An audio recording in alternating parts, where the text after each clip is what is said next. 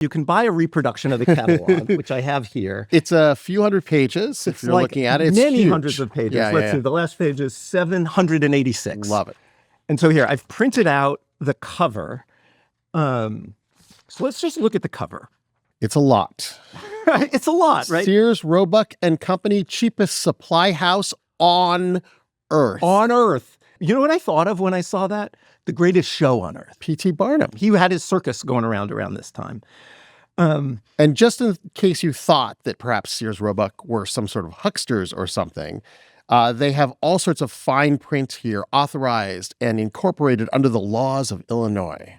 And it says, we can just do this part now. It says also at the top, with a capital of $150,000 paid in full, referenced by special permission, and then a bunch of banks. It lists the banks where the money is. Yeah.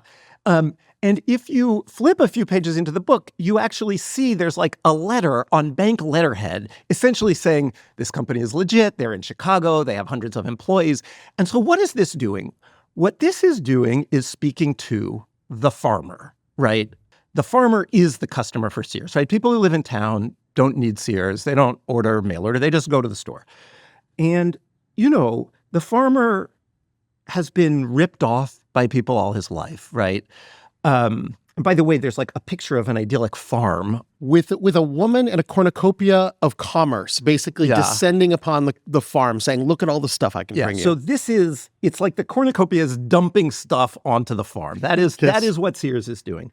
And so this reference to the bankers is telling the farmer, you can trust us. You can trust the company. Look, banks say we're legit. We're not just some made up thing. And when you go through the book, the catalog, you actually see all these ways he's trying to get farmers to trust him. And it says like, send just 50 cents deposit, return it if you don't like it, satisfaction guaranteed.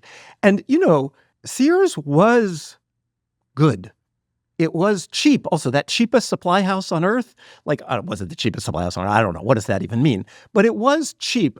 And if you think about the farmer living on this idealized farm out in the middle of nowhere, like, they were way in the middle of nowhere, right? Like, there were no cars. There was nowhere. They couldn't drive to town. They would walk to town, maybe hours, or maybe go on a horse.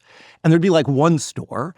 And that store was expensive, A, because they didn't have any competition, and B, because their costs were high, right? It was highly intermediated. There was no economy of scale. Yeah. I mean, if you wanted to order cocaine wine, like you'd have to stock it, get it there, keep it in the storeroom at the proper cocaine wine temperature. Yes. So, you know, you're that farmer in 1897 and you want to buy your shotgun and your cocaine wine and whatever else, you know, the celebrated Acme galvanized steel mill.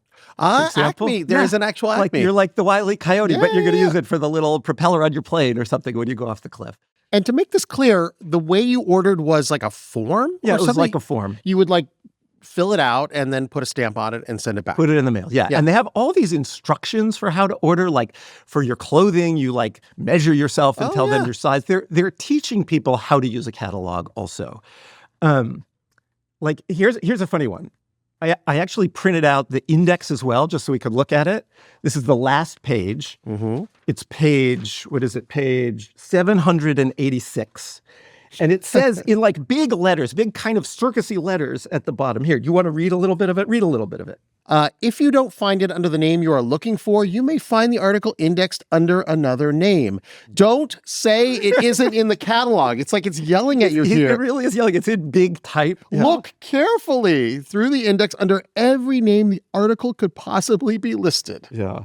And if you look even here, so this what you're reading is on the like last half of a page of the index. And if you look, there's like a bunch of whiffletree related goods. Where did those go? Yeah. Whiffletree couplings, whiffletree hooks, whiffletree plates. I looked it up. A whiffletree is like something that goes to like put hook horses to your buggy, basically. Yeast, yellow paper. Also, a lot of zither-related things. Holy Not just moly. zithers, but zither brushes. Zither's a stringed instrument. Understand that it's very popular at the time. Yeah, the zither, yeah. It was like the PlayStation 5 of 1897. You had to wait in line for a zither, right? And you Not if you ordered from Sears, apparently. Zither picks, right? Sears is selling, by this point, everything, right? Like he's selling this cornucopia, like in the picture, that people could not have imagined, you know, a generation before. This is the like consumer miracle of its day.